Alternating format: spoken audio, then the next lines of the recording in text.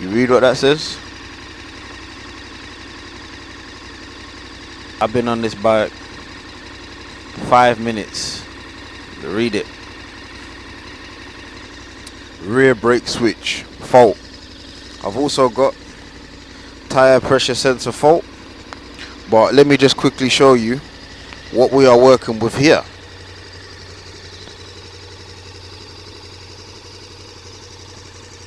Yeah, buddy. It's a Super Duke KTM 1290. Let me just shut this thing off a second. This is the big boy. Little quick thing. I'm very tentative. Yesterday, one of my very good friends crashed into me. My ankle was swollen up like a mother. I could just about walk. Yeah. If I wasn't wearing all my bike, I just got off the bike. If I wasn't wearing all my bike gear, I'd probably be dead. So I'm limping around crazy. Then I went into the middle of central London yesterday with my VFR. Started up fine. Went and done what I had to do. Jumped back on the bike, wouldn't start. Absolutely no idea why. Basically, after 3 hours of waiting for a mechanic to show up, he just literally turned the bike on and it started straight away. It wasn't in gear. No, I know exactly what I'm doing. So I'm having one of them strange weeks. Now I've just taken out this KTM Super Duke 1290, and the tire pressure sensor switch is going off. The rear brake switch is going off. So I don't know what's going on. Maybe I shouldn't even have got out of my bed this morning. But hey, we are here and we're testing bikes and we're going to do this. KTM 1290. Very nice looking bike. Now this bike, if you know anything about it, has so many bells and whistles on it. It has so many electronic systems on it. It is absolutely crazy. Got the Brembo brakes, front and rear. Very sharp. You've got that LC8 KTM 1300cc engine in this massive bike. I believe it's pushing 160 or it might even be 180 brake horsepower. Here we go. Tire pressure sensor low. What is it all about? What's it all about, baby? Electronic suspension. Are these LEDs? I'm not sure if these are LEDs. LED daytime running light on the front. Yep. Which you can see there. Panniers and all your butts and bobs will go there. You know what? I didn't think I'd like the spoked wheels, but I'm liking spoked wheels, man. I get it. I'm there. I'm there, baby. I got it. Exhaust note. Everyone wants to hear the exhaust note.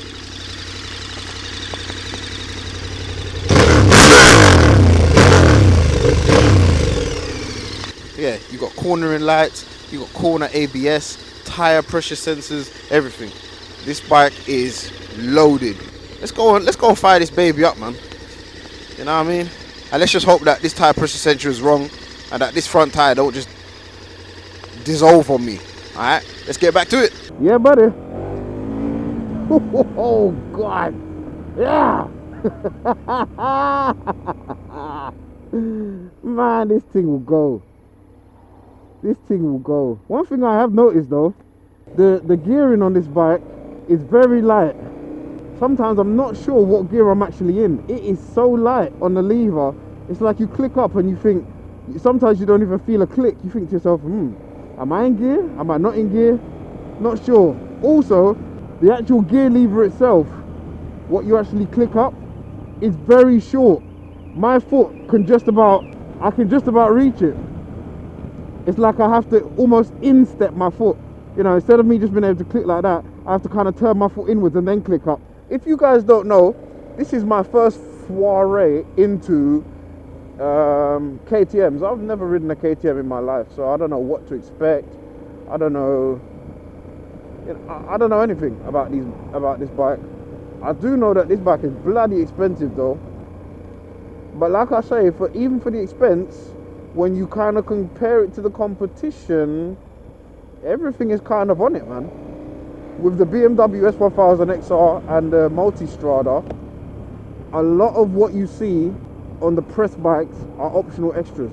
On this bike, the cornering ABS, LED lights, it's all a standard, it's all integrated. All this tire pressure sensor stuff, adjustable screen and everything. Everything is all integrated. The only thing that they're asking you to do is buy the panniers. Something maybe BMW and Ducati need to think about. Charging 15 and 16 grand, and then you're still asking guys to pay optional for LED lights and center stands. This has got all of that on there, man. This bike has got it all. The center stand, all of that stuff, it all comes on it. And she's a torquey, feisty little thing.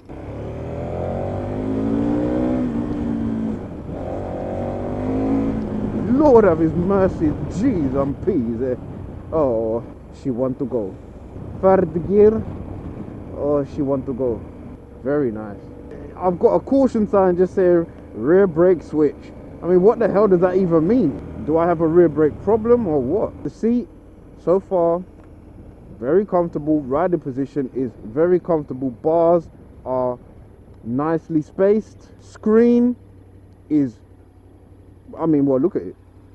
It's humongous, this screen. Look at it. At first, I found it a little bit distracting because it's got so much lines and angles and points in it, but you can kind of probably lower it, I suppose. I can't be bothered.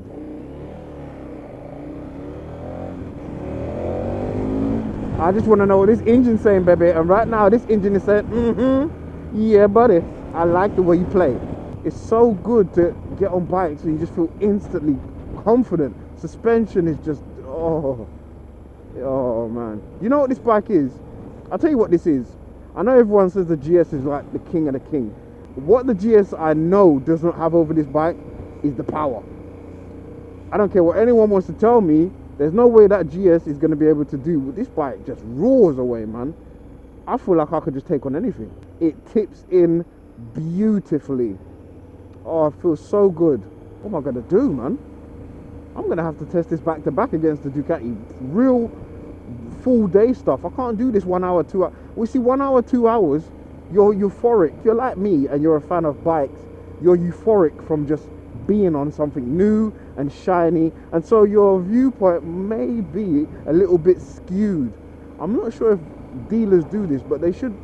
I'd pay a premium to borrow this for 3 or 4 days. You know what this bike is doing? You know what this bike makes me feel? I feel imperious. I feel like the emperor of China or something. I'm sitting up so high, I can see over the car in front, down onto the bonnet, and over in front of the car in that. I can see. I feel like I'm on a horse. I can see over everything. I'm higher than everything. This is Range Roverish. This is what this is. If you guys have ever driven a Range Rover, this is how it feels. This is what being on a Range Rover on a bike would feel like. You kind of lord it over everybody with your lovely smooth engine. You just kind of tipping the bike like so, and you're just sitting higher than everybody because you're better. Better than everybody, And so I sit higher. The height of the bike denotes my status. Out of the way, puny peasant. I'm so surprised. You know what? I don't know if it's the electronic. I don't think it's the electronic systems. I just think that these chassis are set up deliciously. Because if you look at this bike, I'm not sure what it comes like on a little, helmet cam. When you're looking at it in a little windowed view on YouTube. But in the flesh, this bike is massive looking. It looks like something that you'd see in a Mad Max video, except much more shiny and white. White is nice.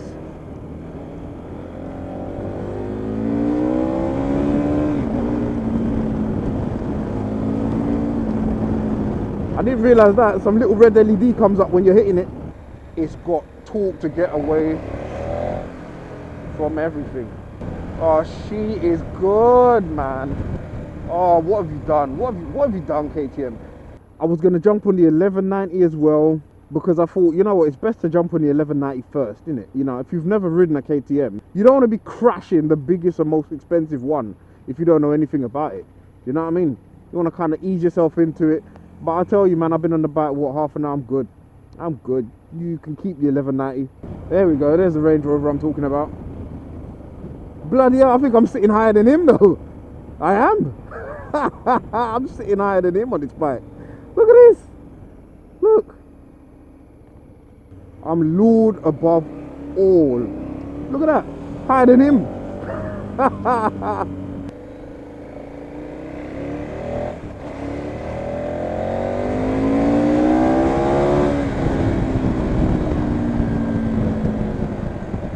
I can't even approach 4th gear in town on this bike.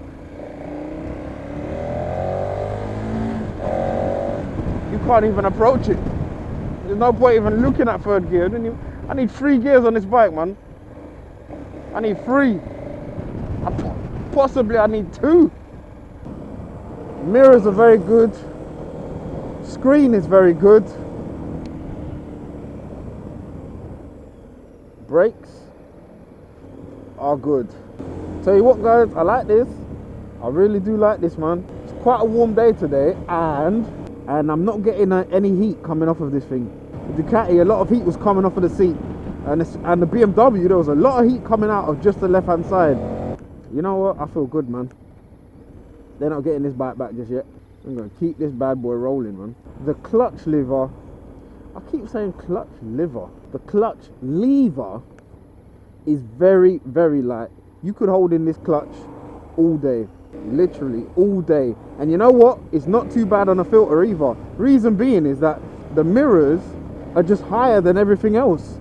So without the panniers on it, all you've got to worry about is the actual width of the bike. If you look down here, it's quite wide down there, I mean you can see, but the wind protection is lovely. Really, really, really nice. The way this thing has been fuel injected, you can just hold this thing, second gear, third gear, and roll around. I mean look, 6 miles an hour with the clutch out.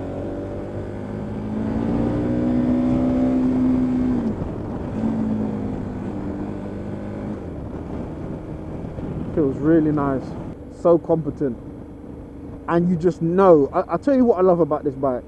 You just know you could easily gas this thing up, throw a rucksack on, and go anywhere. Literally, where do you want to go? Just tell me. It's wide though, man. I'd get through this gap on a VFR, on a sports bike, but you know, I've come to realise that I'm not really doing central London runs anymore. I think if you're doing central London stuff, you really do need something that can slip in and out, or you're no better than a car. You're just going to be sitting in traffic. But when you're out here, I mean, wide open roads, do you know what I mean?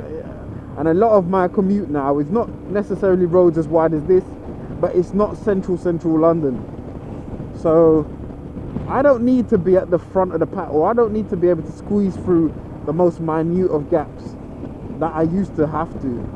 You know, I don't mind. I can, you know, it's always nice to be at the front so you can just get a jump on everyone, but I don't mind being 4th or 5th in the queue anymore. And especially with something like this, with this much power, you just disappear anyway. Ain't nothing anyone could do.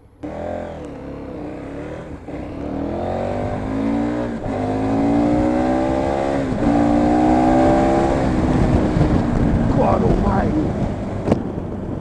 My God! Oh, buddy. I just about saw that shit.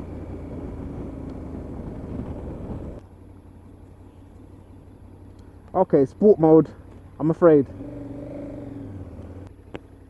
I'm somewhere in Epsom. Where? I don't have a damn clue. Do I care? I don't give 2 Fs. I'll give you 1 G though, because this is good, man. Oh, man.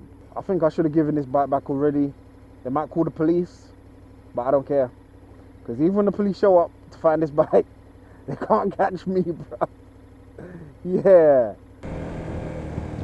I think sports mode is a little bit too hard for me. Just a little bit. So conclusion is this, guys. It's a good bike. It's a wonderful bike. I think I'd have the engine in sports, change the damping or something like that. Oh yeah, stand-up test. Oh yeah, it's good for me. I could stand up on this. Yeah, 4th gear. Stand-up test. Yeah, I could stand up on this all day long. Handlebars are lovely and high. Oh, it's good. I tell you what, I'll tell you the way to go. Stick the engine in sport, okay, and stick the damping in comfort. Oh, what can I say? What can I say? What can I say, man, to make you understand how this feels? To be this high off the ground and to have this much power. And when I say power, it is wanton power. Nobody needs this level of power. Nobody. It is, how do they say, power corrupts. Absolute power corrupts, absolutely. Yeah, that is this bike.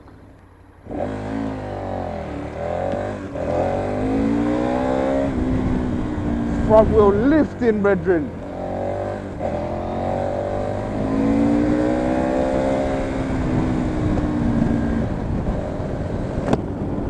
Oh, front wheel off the ground. ABS struggling to keep it down.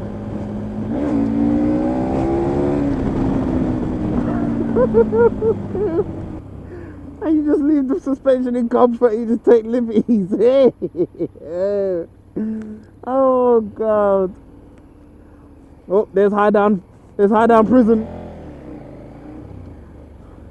And if I don't stop doing this, that's exactly what they're gonna send me, boy. I can't make the cruise control work at all. Don't ask me why. No, I can't do it. Down here, you just plug in the sat nav right there. 12-volt option right up front. It's really nice just to have those kind of options available to you, you know what I mean? Just have it all there so you just know it's ready, man. A lot of people said they don't like this screen. I love this screen. This screen is good. All the information is there. I mean, is it the prettiest screen in the world? No, big and square. But who cares? This bike is about providing you maximum information and just a maximum input everywhere. So the fact that it's got a nice square screen, ain't no funny silly writing going off to the side or stupid graphics. No, I like that, man. Give it to me straight. So when I look down, I'm not wondering, oh, is this, you know, is this the special KTM writing, you know, with the KTM graphics? No. I look down, it says trip 2. That's it. Trip 2, speed, my time, my fuel range. What? I put £10 in this thing and it's giving me 200 miles fuel range. This is mad. This is mad. This bike is superb in comfort mode, man.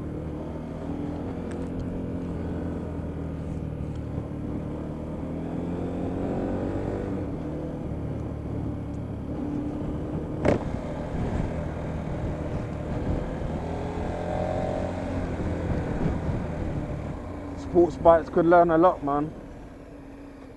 Well, actually, no, that's not fair. Sports bikes could not learn a lot. They're sports bikes. They're built to do one purpose. This is a multi-purpose bike. I apologize, sports bikes. That's wrong. That was rude of me, and I won't say it again. You can't blame a sports bike for being a sports bike. But man, these multi-purpose bikes.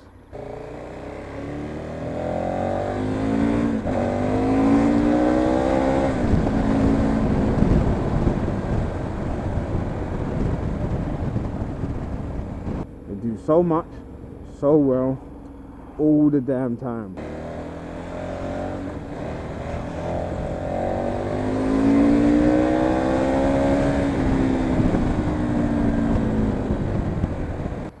I want it.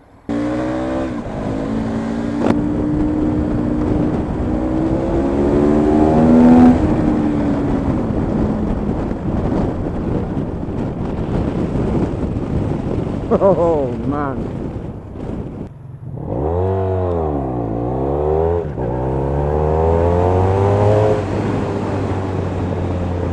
It's so funny when you jump back on even this, which is a big 1200cc, compared to those bikes where you have so much room. This feels so cramped, and this is not a cramped bike, you know.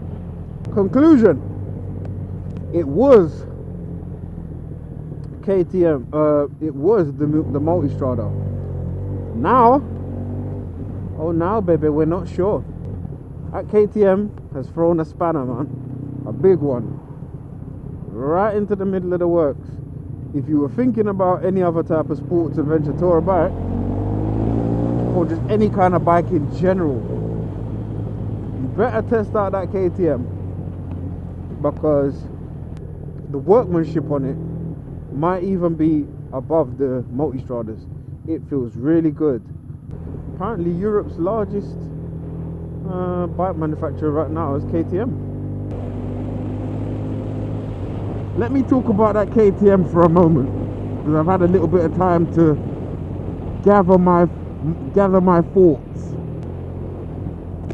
Okay, so let's start with the cons of that bike. Okay, so as you saw instantly, the moment I got on the bike, there was a tire pressure sensor problem, and there was a rear brake light problem. As I've always said, you know, as I've maintained from the almost the first video that I made, these systems are, when they're working great, they're great, but at the end of the day, it's electronics, and once these sensors start playing up, it's just headaches. And it's always something that's going to be a little bit of a niggling point in the back of my brain. You know, the electronics, when they work, it's wonderful. When they don't, it's problems. The lever for the gears on the left hand side, it seemed to be really short to me, almost making me have to, instead of being able to just click up, I had to instep like that and click up. So that was a problem. But I have since learned that the lever is adjustable, so that is a problem that could probably be rectified. Also, I did find the bike to be quite tall. I had to kind of shimmy myself to the left in order for me to be able to put my foot down at traffic lights and stuff like that. That is all the negatives over. Listen guys, there's no way of getting around it. That bike has, as standard, okay, and this is the big thing, it's 15,999, all right? So is the Multistrada, and so is the S1000 XR. The GS I think is a little bit cheaper, but hear what I'm saying to you. You've got a 1300cc engine producing 160 brake horsepower. It has, right, tire pressure sensors, LED daylight running lights front and rear. It has adjustable foot pegs. It has a heated seat. It has a heated pillion seat, heated grips, cornering ABS, cornering traction control. It has 4 stages of rider modes. It has hand guards. It has the tubular protection frame at the front. It has spoked wheels, and that twin engine is wonderful. I'm gonna tell you like this, I love that Multistrada. It is possibly a more engaging bike. If when I adjust that seat, okay, I'm gonna have to jump on that bike again, because I really didn't know that you could adjust the seat. Alright, if when I jump on that seat and I adjust it, I can get my feet down, it won't be the Multistrada, guys. It's that KTM 1290 Adventure. It does everything, and it comes with everything as standard. You can't be beaten for that. Really, really good bike. I just felt like it could do, as I say that, there's a Multistrada on the other side of the road, 2014. It really did feel like it could just go anywhere and do anything. The Multistrada will give you 170 miles on a tank. The KTM will give you 250. It's just little things, man. There is another, yeah, I just remembered. There's another niggly point. Allegedly, and I don't know because I didn't fiddle with the settings too much. I was just playing between street. You can fiddle with all of the settings so that you could have your throttle management, you could have your throttle on sport, and you could have your damping on comfort or urban or whatever else. But when you turn off the bike, all of those settings go back to their default setting. Now apparently there's a dongle that you can buy that overrides that system, but for 15,999, that is a proper oversight by KTM. Apart from that, guys, everything is on that bike. Every option that you'd have to tick on a BMW or any other bike of the same class is just a standard affair on the KTM. And for that price, with all of the options, and it does have every option, the only thing you would need to buy for that bike are the panniers. It is kind of amazing. Oh yeah, and yeah, obviously because the KTM has got that big front wheel, which I have to add, it doesn't upset the handling of the bike. You know, I didn't even realize that the KTM has got that, you know, that dirt bike style massive front wheel until I jumped off of it and was looking at some pictures online. I was like, oh, I didn't know that. I didn't notice it. I didn't feel it. Didn't make any difference to how the bike felt on the road to me. But obviously that's going to change your tire choices, and you know, as you guys know by now, I'm a bit partial to a Michelin Pilot. I'm kind of partial to the Michelin Pilot Road Series. Ladies and gentlemen, I really do believe I'm going to have to say, and I'm shocked to say it, the Multistrada is a 10, and just ever so slightly, the KTM is kind of a 10.5. Yeah, that's what I can say. I mean, it just does so much so well, and it gives you so much for the same price. So, whew, man, I think KTM wins, man. I really do think KTM wins. I'm sorry, Ducati guys, but